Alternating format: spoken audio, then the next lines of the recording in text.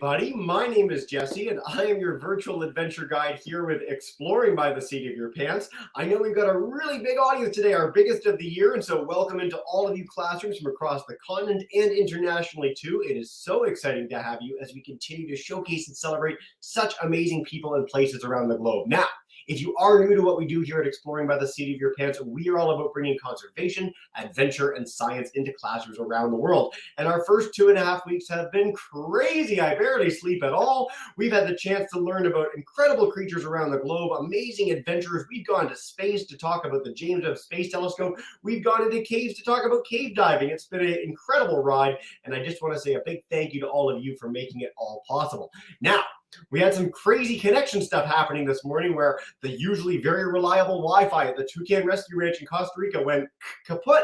But seconds before we were scheduled to maybe change up our plans for today, Andrea is using her mobile data on her phone to take us around the incredible Toucan Rescue Ranch where they rescue, rehabilitate, and re-release injured wildlife and take care of animals as ambassadors to showcase the incredible biodiversity of Costa Rica, one of the most special places on this planet. So, in the hopes that we're going to get as much of a program out of this as possible, I'm going to turn it over to Andrea to take us around the Toucan Rescue Ranch. Thank you all so much for being here. And Andrea, take us away. Thank you, Jesse. It was quite stressful. I do have to say that. I've been running everywhere, like to do whatever I can, but I'm happy to share my mobile data with all of you guys, just for the sake of this virtual tour. So welcome to the Toucan Rescue Ranch. As Jesse was saying, my name is Andrea. I am the tour coordinator here at the ranch, and I've been working here for over 2 years. I'm really in love with this place and what we do here, so I really hope you guys like it as well. Of course, the theme for today are sloths, and I mean, I'm up on a tree right now. You're gonna see why. We're gonna talk about sloths, so I better be like prepared, right? So sorry if it's a little bit jumpy, but I'm just trying to grab myself over here. To introduce you guys a little bit to the Toucan Rescue Ranch, if you've never heard of us, we're both a rescue center and sanctuary here in Costa Rica. So what we do as a rescue center is that we rescue, rehabilitate, and rewild as many animals as possible. So that means that we always want to see animals going back into the wild as we can. Of course, because of certain reasons, for example, the animals were too injured to go back into the wild, or if they were kept as pets, then some of them will have to stay here at the ranch with us, and they're going to spend the rest of their lives here at the Toucan Rescue Ranch, receiving lots of care, lots of love, and believe me, these guys are super spoiled. So right here, I am with Latte.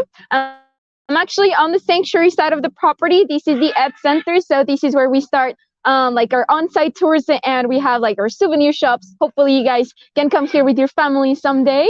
And yeah, I am here on this outdoor enclosure where we bring the sloths every day so they can have a little bit more exercise. It's more enrichment for them, because putting toys for a sloth, believe me, it's kind of boring. If you put toys for a monkey, for example, monkeys, they love toys. Any kind of toy, especially puzzles, they love it. But sloths, I mean, try to give a sloth a toy and they're going to be like, what's this? And why do I want this? So with Latte, it was her turn to come here today. Just give me a second so I can flip my camera. So she is up here. She's actually snuggling a little bit and snoozing. So this is kind of like the best thing for her to do, and this is something that she really likes to do when she comes here to this enclosure. And if she's not sleeping, then she's always trying to find a way on how to escape, and believe me, she's great at doing so. We have here like these walls so that they cannot escape, so they're like in these outer enclosure without any fence or anything. But Latte, she knows that she goes to the corners, like she comes down over here, she goes to the bathroom, so she poops, and then she's light enough to pull herself up on the wall, and then she will try to escape. We've seen her a couple times. The first time she did it, that we didn't know it was gonna be possible, but the first time she did it, she was at the souvenir store on the chocolate section. Fortunately, she did not eat anything, but it was definitely quite a scare. So we immediately saw her and brought her inside, and now we know that we have to keep an eye on her. because like she's always trying to do like she's trouble. She's a little bit of trouble.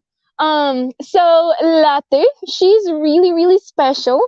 So for you guys to know, and as our name says, Toucan Rescue Ranch, of course, we got started with toucans and other birds.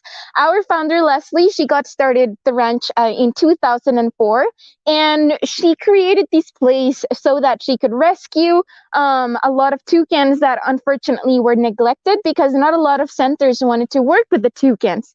And so she started with them and then with other types of birds, and she kept on moving on. And then 2007, her and her husband fell in love with the sloths. They went to another center that was actually the only one working with sloths at the time. And her husband kept on bugging her, saying like, come on, Leslie, let's rescue a sloth. And she was like, no, I have no idea how to take care of a sloth. And if you haven't heard from these people, it's kind of hard to take care of them.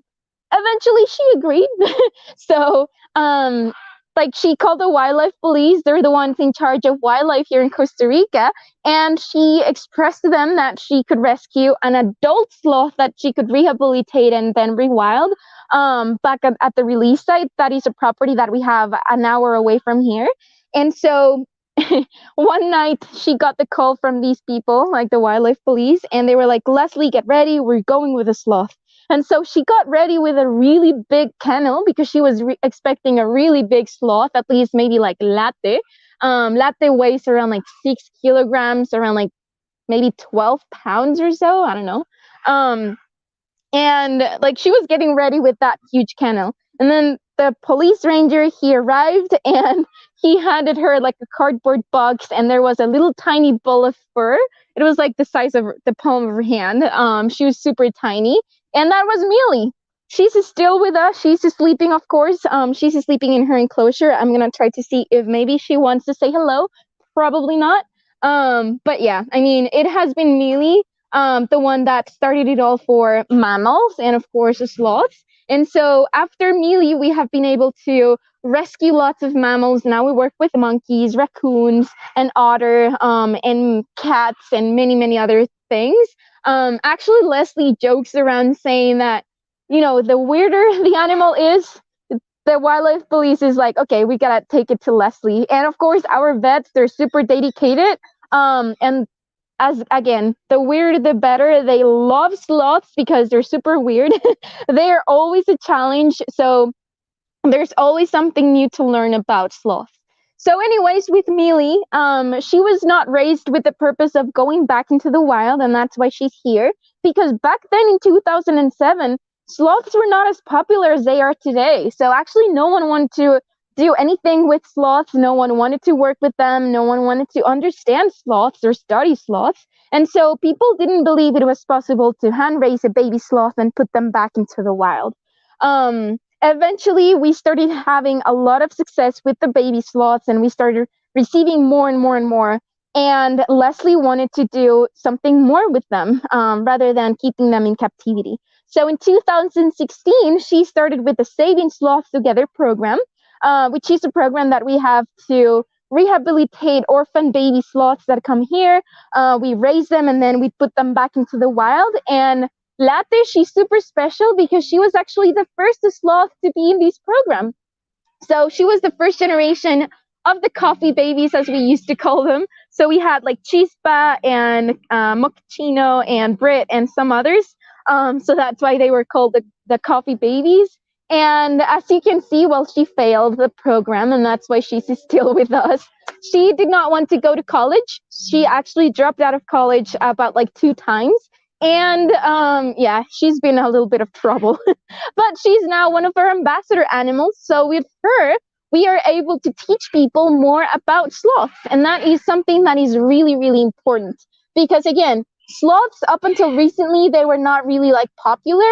And so people come here from everywhere in the world, and also on virtual tours like this one, to learn more about sloths.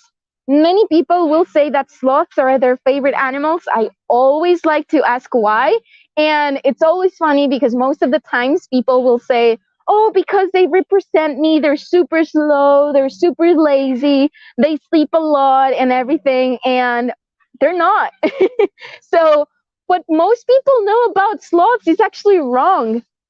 Let me begin with sloths are slow. Yes, most of the times they are slow, but not because they're lazy. And in most countries and in most languages, on how they refer to sloths, the word translates to lazy. For example, here in Costa Rica, we call them perezoso, which is lazy in Spanish. And it's not that they're lazy, they're actually really, really intelligent and clever because these guys, they know that they have to conserve as much energy as possible in order to live their day by day, basically. And so, since most of them, like most of their diet is based on leaves, it doesn't give them a lot of energy, and that's why they don't move as much, or because they don't move as fast. But believe me, if a sloth is angry, or they need to defend themselves, if there is a boy looking for a girlfriend, they can be really, really fast, most especially when they are trying to defend themselves. I've seen videos of two-finger sloths like Latte fighting with each other. Maybe it's mating season and they go wild. Like, it is just amazing to see how they start swiping at each other and biting each other off of the tree. So it's always pretty intimidating. Actually, when we receive sloths here at the ranch and they need to receive treatment and everything, it takes up to 4 people, sometimes even more, to handle just one sloth because of how aggressive, how dangerous, and how strong they are. And so just imagine, sloths, they're almost 3 times stronger than an average human. So, they're pretty strong. I've seen treatments where the vets sometimes are trying to hold one of their arms, and they need both of their arms, like the vet's arms, to hold one of the sloth's arms. So you never understand how strong they are until you actually see it happening. Right, Latte? She really does not mind about me, which is great. And also, of course, why she was not able to go back into the wild. So I'm gonna go and see if maybe another sloth is out. I think all of them are sleeping, but we can try and go and see. So, Jesse, I don't know if there are any questions so far. I'm sure we could get a ton of questions in, but I want to make sure, just in case the connection's even remotely iffy, that we see everything we want to see, and then we dive in with questions, okay? Okay, awesome. While you're walking to the next part, though, I will note for our fans at home, we've got tons of classes from all over the world. We've got our group in Accra and Ghana, too, so welcome into Sarah's class. If you guys want to check out toucanrescueranch.org, you can find out way more about what the ranch does. We've done, I think, 40 programs with them on every kind of animal that you can find at the ranch, so I really encourage classes to see that when they're done. But it looks like you're with our new sloth friends, so I'm going to turn it back to you. Awesome. Thank you, Jesse. So this is Mealy. She is curling up in a ball right there, beneath her blankets. This is something that she really, really likes to do. We always joke around saying that she's kind of like a little diva, because she's super spoiled. And she doesn't sleep if she doesn't have her blankets on. So, of course, this is one of the reasons why it was not possible to take her back into the wild. I mean, it's not like she's gonna find blankets in the wild. With our babies, sometimes we also raise them with the blankets and the bucket, but because we need them to be warmer. It can get a little bit chilly sometimes over here, especially during the afternoons, and we need them to get to be like warm, because the sloths, even though they are mammals like us, and they're warm-blooded mammals like us, they actually, like, a lot of people tend to compare them to reptiles because we can regulate our body temperature. Like, if we're cold, we start shivering, or if we're hot, we start sweating. But sloths will not do that. So actually, they are poikilotherms, which means that they regulate the temperature of their body with the temperature of their environment. So that means that if it's really, really cold, most likely the sloth is going to be pretty cold, its body temperature. And if it's really warm, then they're going to be warmer. Actually, like, it's pretty fun if you've watched the movie WALL-E. And if you remember WALL-E, like, going to the sun and sunbathing and charging his batteries, it's kind of the same thing with the sloth. early in the morning, you'll see them like climbing on the roof, like over there in that corner, and they will just like hang from upside down over there and recharge their batteries. So they will start getting like warmer and warmer, and it's better for them. It's actually pretty fun to see them that way. So I'm just gonna leave Mealy because she is definitely not coming out, and I can go to the rescue center side of the property. So if you guys ever come here to an on-site tour, you're actually gonna be on the sanctuary side, which is this one with our permanent residents. But one of the joys about the virtual tours is that we can take you to restricted areas such as the rehab area, which is this one. And let's see if there's someone out and about. I saw Ricardo, one of our rehab sloths, out earlier. He's sleeping. He is way up there. So just imagine you're out in the wild, you're out in the forest, and you're walking, and you see these ball of fur over there. Would you think that is a sloth? Most people, they actually walk around, in the forest, and they don't even realize that there are sloths over there. They probably look up, and they will think that that was like a bird's nest or maybe a termite mound or something, especially if they're more like brown, like Ricardo here. And so most people will not realize that they're actually surrounded by sloths. Sloths are really, really common animals. At least here in Costa Rica, you can find them everywhere. The thing is that you definitely need to know what you're looking for. We have another sloth over here. If I'm not mistaken, this is Poker, I think. I cannot see her well. They did some movements a couple days ago, so I still do not know who's out. I know that that was Ricardo, and I think this is Poker. So these guys are out here for rehab. They've been here for quite some time. At least Ricardo, he's been here for maybe like 3 to 4 months. I'm really bad with timings. But he's doing extremely good. Unfortunately, he needed an amputation on his leg. We are not exactly sure what happened to him. He was found like with a really bad injury on his leg. And because of that injury, we needed to amputate his leg. However, he is still going back into the wild in hopefully the next couple of months because he is recovering super, super good. Sorry about the macaws. They're behind me. So right here, to continue talking about the Saving Sloths Together program, this is high school. So high school, we have the bigger babies when they are, around like 6 months or when they are heavier than a kilogram. And we bring them over here to these trees. So over here, we have Pringle and Weenie. These are two of our high school babies. Hello. Pringle has been here for maybe about a year, a little less than a year. And she is doing really, really good. She's actually just about to go to the release site to complete her studies. So back at the release site, she's going to have a bigger enclosure with a more natural environment. And over there, she's going to start climbing more and she's going to become way more independent. Actually, right now, she's starting to behave way more independent. So even though Pringle and Weenie are sharing their same space, not most of the times they like to share. At least Weenie, she's not, Pringle, sorry, she's not really, really good at sharing her space. So they have these hammocks over here where they can sleep. And if she's sleeping here, she will start fighting with Weenie. It's really fun to see them fighting. And that's actually a wild behavior. That's a normal behavior that we do want to see. Just because the sloths are territorial and they're solitary, which means that they live by themselves. And so even though they're sharing that same space, at least they're practicing, those skills of communication and also those skills of fighting for territory, because that's going to be really, really important for them. At least with the two-finger sloths, their territories can be pretty big. They can be of up to like 5 hectares, so that's pretty big.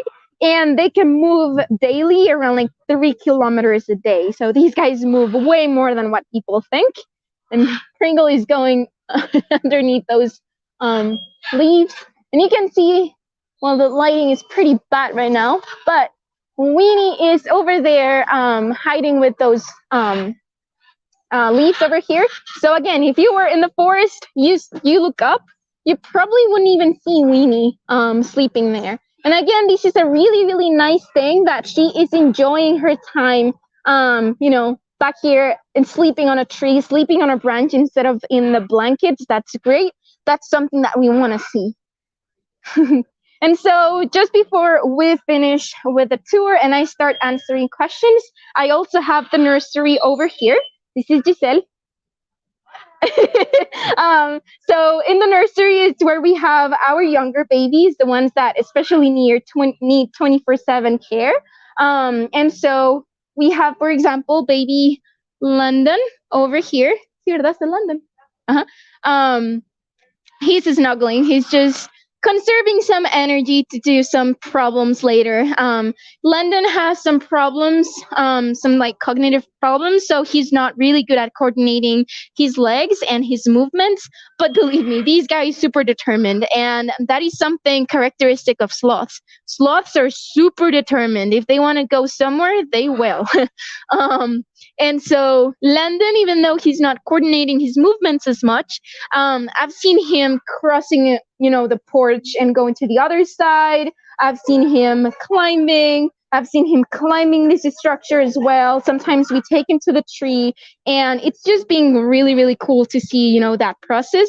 Unfortunately for him, he's going to become a permanent resident, so he's going to stay here with us, and not going to be in the wild just because, he's going to have a hard time in the wild, of course.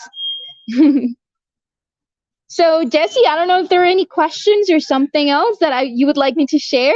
There are going to be a million questions, I'm sure. I don't think we're going to have a risk of too few questions. Well, we are going to just say, first of all, a huge thank you for walking us around. A lot of very sleepy sloths today, very cuddled up together. You never know quite what you're going to get when you go with live animals, but I really appreciate you taking us around and making this work with data. And so, yes, let's dive in with questions. We've got a ton of people on YouTube, so feel free to share there as well. But we're going to start with Mr. Koski's class in Boulder, Colorado. Flatirons Elementary, if you guys want to unmute your mic and come on in for our first question, you're good to go. Hey.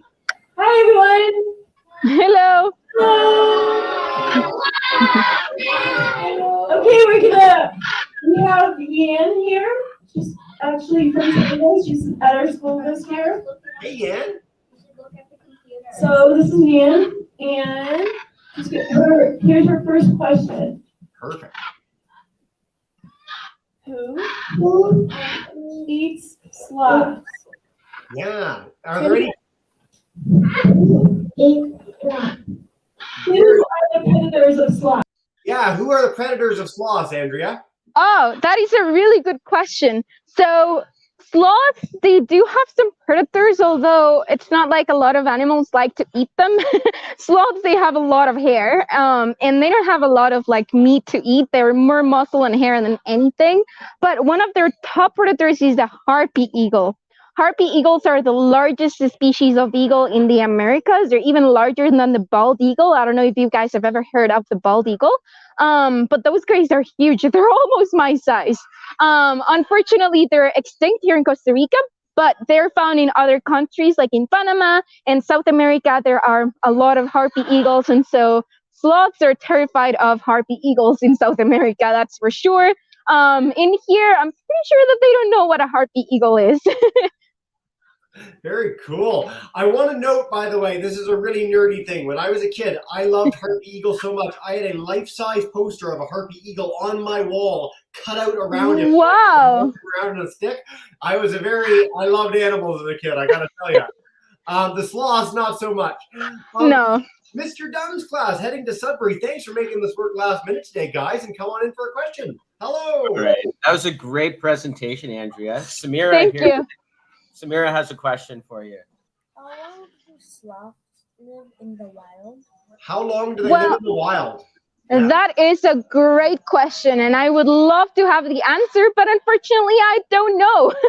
So there's not a lot of research being done on sloths. There's not a lot of people that want to work with them. And a lot of people will say that it is actually quite hard to, follow them in the wild. So as of now, there hasn't been anyone that has been following a sloth from the moment they are born till the moment they die, at least not in the wild.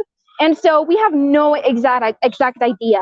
We like to say somewhere between 20, maybe 25 or 30 years, but we're really not sure. Yeah. I know that they're in captivity, though. There is a zoo in Germany, and they have a two-finger sloth, and he is 52 years old. So that is the oldest sloth. We would love to have Millie for 50 more years, but that's we still need more research about sloths for sure. Well, I love this. I love Stump the Scientist questions, and I think 20 to 30 is the benchmark that you can find online, but the fact that we don't know is just an extra incentive for all our classes to get stories of their own. Hopefully the next sloth expert comes out of these classrooms. Well, we're going to find out. Maybe we'll head to our Jerusalem fourth graders now in Ohio. If you guys have a question for us, unmute your mic and come on up for a question with us. Hi, guys. Hello. So many of you. Okay. Hi. I was wondering how long you've been working with sloths. Yeah. Andrea, how long have you been there? Well, I've been working here at the Toucan Rescue Ranch for 2 years. I do not work directly with the sloths, or I'm more like with the education side, like these kinds of things. But I'm hoping to move on a little bit more with more hands-on with the animals. So a little bit of more taking care of them and animal husbandry and all of those things that are super, super important. But I've been learning about sloths for 2 years already. Well, you've certainly learned a lot. I think we literally did a program with you in your first week when you were there. We've been doing stuff with you since you've been there. It was in the first month, not in the first week, but in the first month, and it was super fun. I've loved these programs ever since. We will have you back any day of the week. You're a fantastic educator. Let's head to Glenview, Illinois.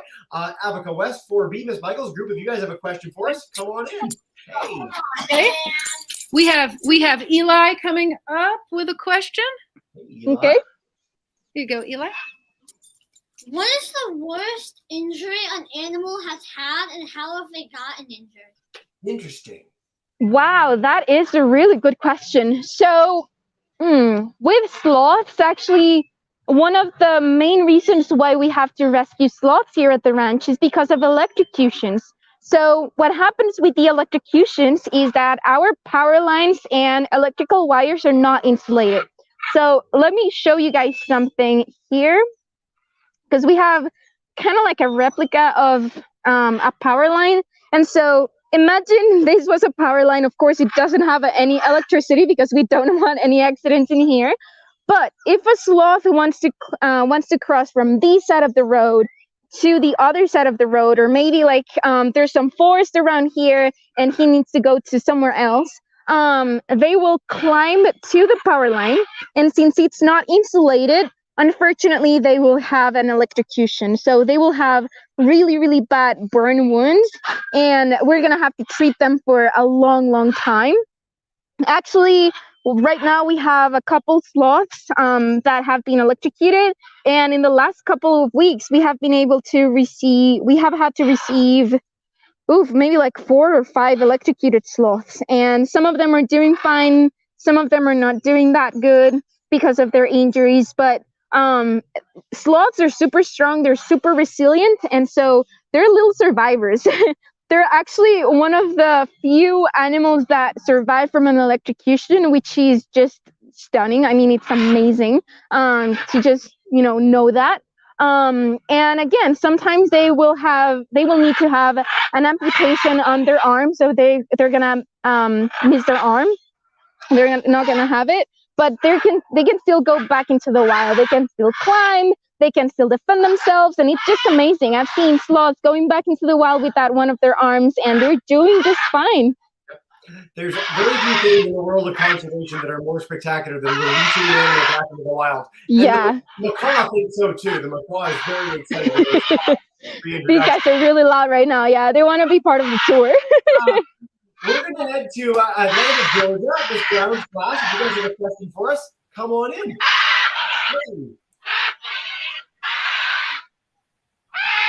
Hey, Miss Brown. Hi. Hi. Hello. Hi, we're a virtual school from Georgia, the Career Academy of Georgia. And so we don't have any questions, but we've gotten a lot of comments about how cute the sloths are. We are currently concerned about the animal that is screaming. We want to make sure it's not in distress. Well, And we there can was ask one about that. question about why were all of the sloths sleeping so much? Is it nap time? Well, that is actually a great question. I want to start with the cute sloths, though. Even though sloths look cute, believe me, they're super aggressive. They're super dangerous. They can bite you. They can harm you a lot. So that an animal looks cute doesn't mean that you can go and hug them. Unfortunately, there's a lot of places where you can go and hug sloths and, cuddle with them. They don't like that, so please never go to those places. They actually get really, really stressed out, and they can get diseases from that stress. So again, please don't go to those places. With the animals that are screaming, those are the macaws. Macaws are super, super loud, so no worries about that. They're just communicating. And what was the last question? Sorry. We'll bring you back, Miss Brown. I think. Oh, we were asking if it was nap time. Yes. Oh, yes. Thank you. So actually, two-finger sloths are more nocturnal, so they're mainly active during the night. So right now, since they don't have anything to eat because they already had breakfast, it is their time to nap. They can sleep around like 10 to 15 hours a day, and so it's not as much as many people would think. I know humans. I have friends that sleep way longer than that. And koalas and cats, they sleep longer than 10 and to 15 hours. So that's really impressive. But yeah, it is their nap time right now. Yep. Great questions, Miss Brown. Thanks in Atlanta. It's so nice to have Atlanta classes where we don't have to figure out. We're going to head, so I know our Galway first graders from Ms. Morris's class, you're having a bit of tech trouble with us live in StreamYard, but on YouTube, they've been sharing a bunch of questions. So the best one is, how do they climb and why do they hang on branches all the time? Well, that is a really hard question to explain. How do they climb? They kind of have hooks. So if you have ever seen a sloth climbing, their fingers are like this most of the times. And so they have a lot of strength and they can just grab themselves on a branch and start climbing like that. They're hanging from upside down because, believe it or not, hanging from upside down and moving like this, it takes less energy from them rather than if they were climbing like a monkey or jumping from one tree to the other like a monkey. But yeah, that's basically how they climb, and they're really, really good at climbing.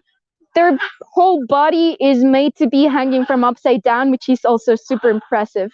Yeah, I always like highlighting this, that they've evolved this to be a natural thing for them. If we were to hang from a tree, it would be very different. Just like if we were to walk on gorillas, that wouldn't feel the best. But gorillas, that's how they walk. And so that's a natural way for them to get around. True.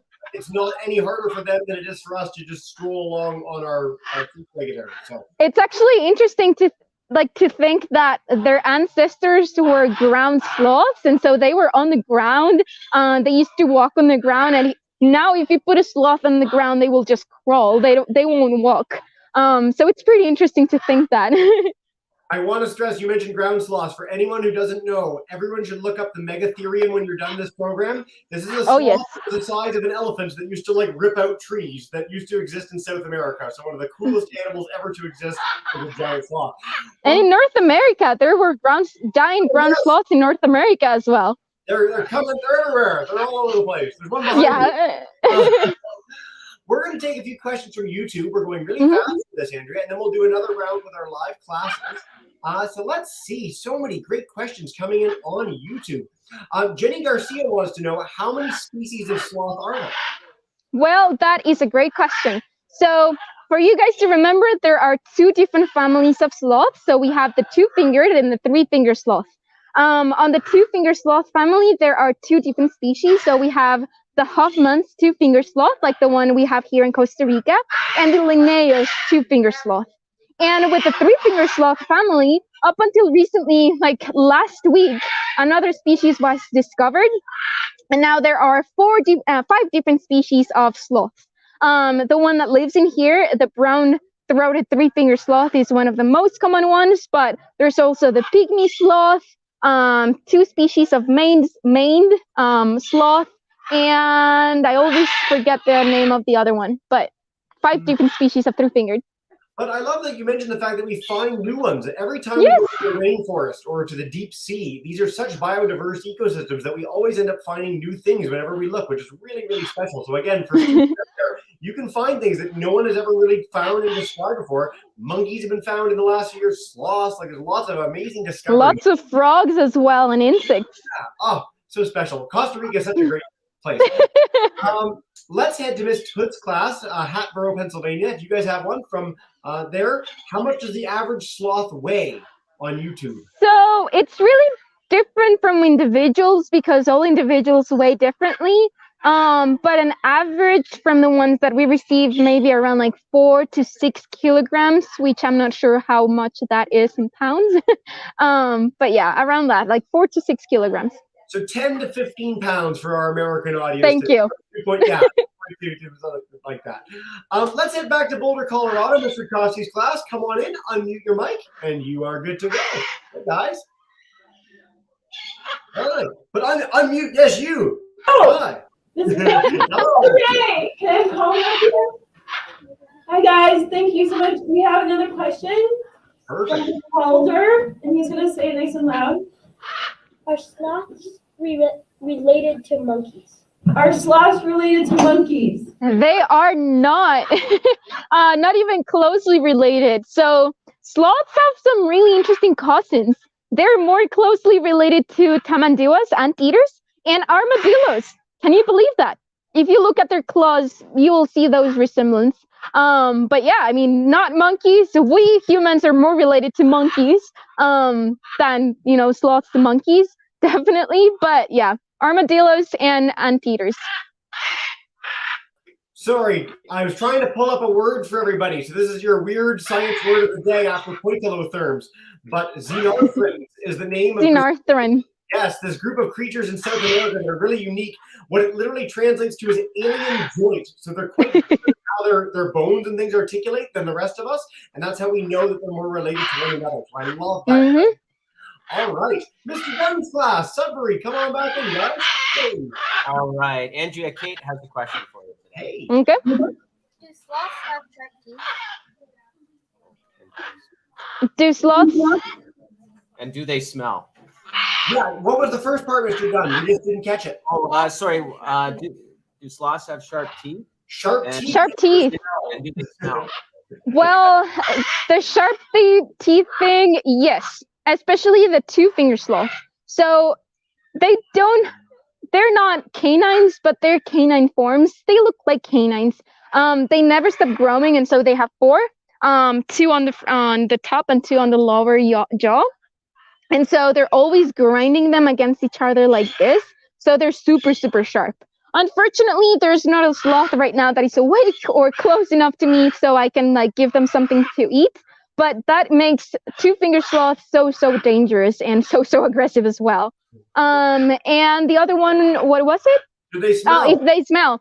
They actually don't. Their poop, it smells a lot. But they don't have like any particular smell. Although sometimes with three-finger sloths, sometimes I've gotten inside like the clinic and there's a three-finger sloth in there, and sometimes it smells like a cow's breath for some strange reason. Well, it's not that strange, but yeah. There you go. Really unique questions today from our audience. I love this, you guys. Let's head to our Jerusalem fourth graders, all just gathered around the camera. If you guys want to unmute your mic and ask a second one. How many times do sloths eat a day? How many times do they eat a day? Well, at least here at the ranch, the adults, they eat around like 1 kilogram of food per day. So that is a lot. Most of it is green beans and, well, that is actually just measuring the green beans and carrots, but they also eat leaves. And so they eat a lot. They eat all day long, but at least here we give them meals 3 times a day. So breakfast, kind of like around like 3 p.m., another meal, and at night. Fantastic. Great question, guys. Let's head to Illinois, Africa West. Do you guys have another one? Come on in. Everyone's got one. You're gonna pick. We've got, Oh, come on. we've got Amrita here with a question. You see, everybody's so interested. Thank you. How do you take care of sloths? Like, how do you bathe them? Do you bathe them? What else do you do with them? Yeah. How do we take care of them? That's a great question. Sloths are actually pretty easy but hard at the same time to take care of. The adults are easier for sure. The babies are super difficult to take care of.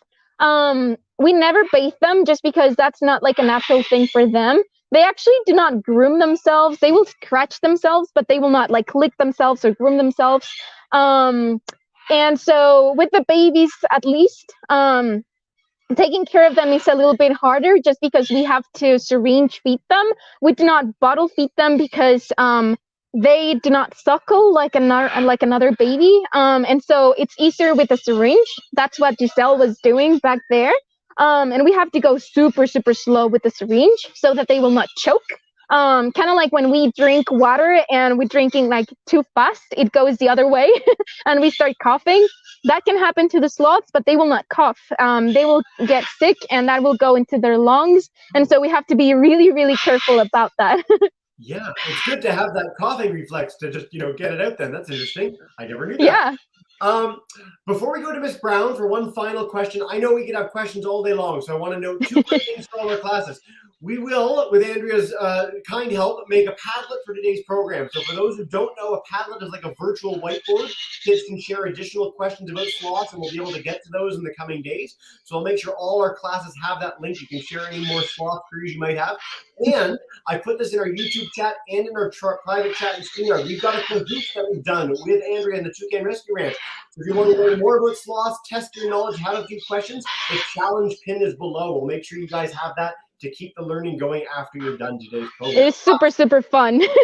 Super fun. And we've had 24,000 plays of it so far, Andrea. So it's been wow. You beat the astronauts, so you're doing great. That is amazing. Let's head to Ms. Brown's class, Atlanta, for one final question. Thank you so much for joining us. Destinations Career We Academy. want to know, do sloths move slow from the trees and the moss to blend in? Is it true? Yeah, that are they trying to hide? Yes, so they get the algae. It's more algae than moss. They get the algae. We're not exactly like sure to say like it's because they move slow, because they still get it anyways. Like the ones that live in here, they have microscopic algae. Since they're not like in the rainforest, and here we have like a cleaner environment, those algae do not grow as much. They still have it, but not as much. But I wouldn't say it's because they move slow. I mean, as I was saying, most of the times they move slow, but it's more because of their metabolism. And because they need to conserve as much energy as possible, not because they're lazy or because they move slowly, because they can move pretty fast whenever they want to. They're not trying to be stealthy and hide in the bushes. They just happen to be a slow creature and how they get around. So yeah. However, I mean, the algae and the moss, they definitely do help for camouflage. Blends in. The Harpy Eagles are less likely to find them when they're looking. Oh, yeah.